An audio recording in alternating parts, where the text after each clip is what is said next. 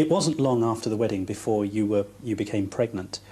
What was your reaction when you learned that the child was a boy? Enormous relief. I felt the whole country was in labour with me. And enormous relief. But I had actually known William was going to be a boy because the scan had shown it, so of course no surprise. Had you always wanted to have a family? Yes, I came from a family where there were 4 of us, so we had enormous fun there. And then William and Harry arrived. Fortunately, 2 boys. It would have been a little tricky if it had been 2 girls. But that in itself brings responsibilities of bringing them up. William's future being as it is, and Harry was sort of like a form of a backup in that aspect. How did the rest of the royal family react when they learnt that the child that you were to have was going to be a boy? Well, everybody was thrilled to bits. It had been quite a difficult pregnancy. I hadn't been very well throughout it. So by the time William arrived, there was great relief because it was all peaceful again, and I was well for a time.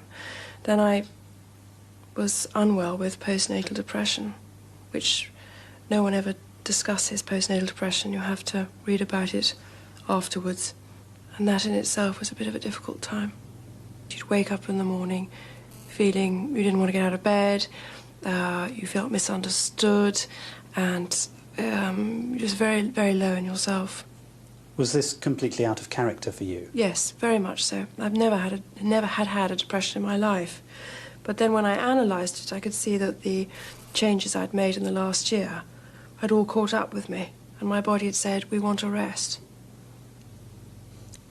What was the family's reaction to your postnatal depression? Well, maybe I was the first person ever to be in this family who ever had a depression or was ever openly tearful. And obviously that was daunting, because if you've never seen it before, how do you support it? What effect did the depression have on your marriage? Well, it gave everybody a wonderful new label. It's Diana's unstable, and Diana's mentally imbalanced. And unfortunately, that seems to have stuck on and off over the years.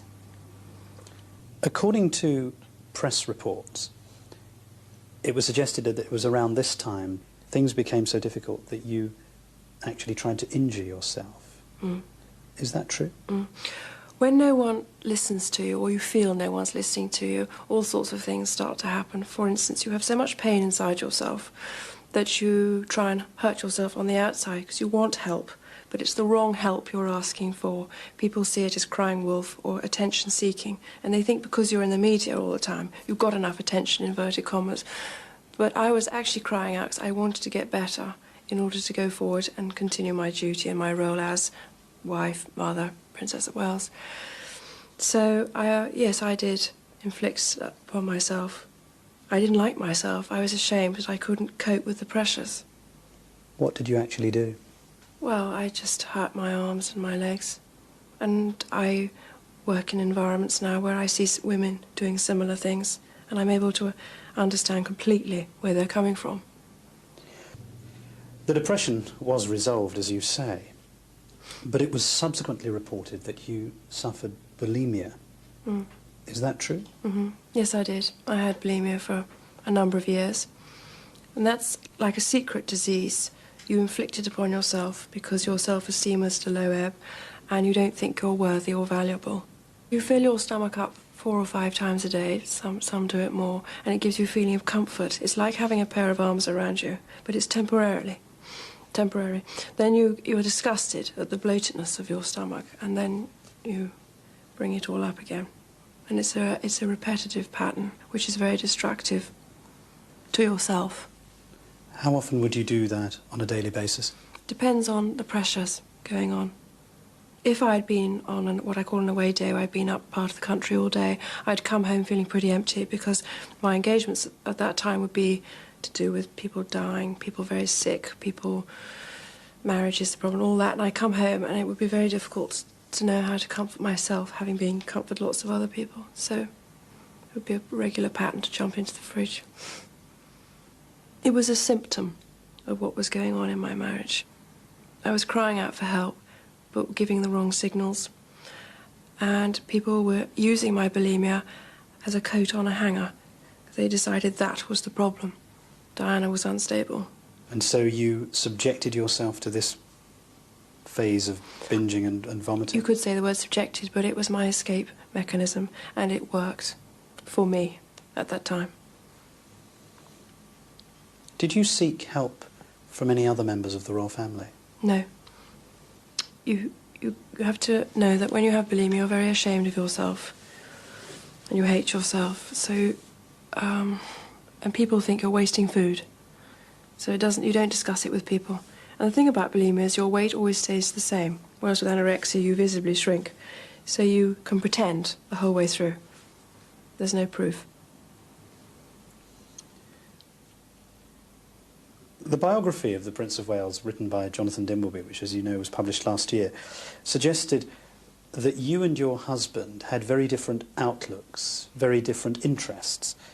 Would you agree with that? No. I think we had a great deal of interest. We both liked people, both liked country life, both loved children, work in the cancer field, work in hospices. But I was portrayed in the media at that time, if I remember rightly, as someone, because I hadn't passed any O-levels and taken any A-levels, I was stupid. And I made the grave mistake once of saying to a child I was thick as a plank in order to ease the child's nervousness, of which it did. But that headline went all around the world, and I rather regret saying it. The Prince of Wales, in the biography, is described as a great thinker, a man with a tremendous range of interests. What did he think of your interests? Well, I don't think I was allowed to have any. I think that I've always been the 18-year-old girl he got engaged to, so I don't think I've been given any credit for growth. And my goodness, I've had to grow. Around 1986, again according to the biography written by Jonathan Dimbleby about your husband, he says that your husband renewed his relationship with Mrs. Camilla Parker Bowles. Were you aware of that? Yes, I was. But I wasn't in a position to do anything about it. What evidence did you have that their relationship was continuing even though you were married? Oh, a woman's instinct is a very good one. So you were isolated? Mm-hmm. Very much so. Do you think Mrs. Parker Bowles was a factor in the breakdown of your marriage? Well, there were 3 of us in this marriage, so it was a bit crowded.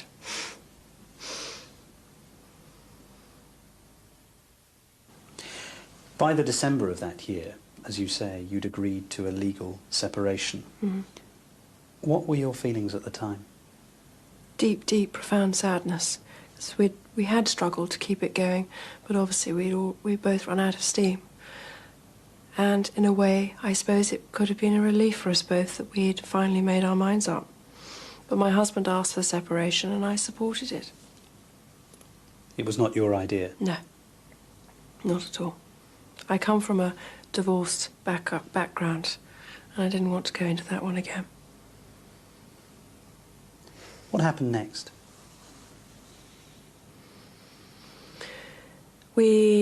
I asked my husband if we could put the announcement out before the children came back for school for Christmas holidays, because they were protected in the school they were at.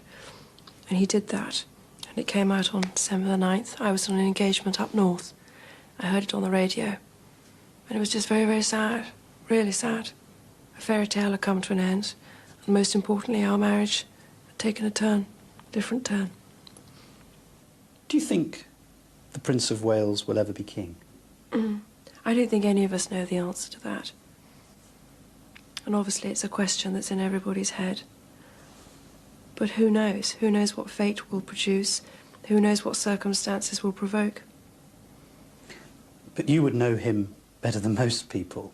Do you think he would wish to be king? There was always conflict on that subject with him when we discussed it. And I understood that conflict, because it's a very demanding role, being Prince of Wales, but it's equally a more demanding role being king. And being Prince of Wales produces more freedom now, and being king would be a little bit more suffocating. And because I know the character, I would think that the top job, as I call it, would bring enormous limitations to him. And I don't know whether he could adapt to that. Would it be your wish that when Prince William comes of age that he were to succeed the Queen rather than the current Prince of Wales? My wish is that my husband finds peace of mind, and from that follows other things, yes.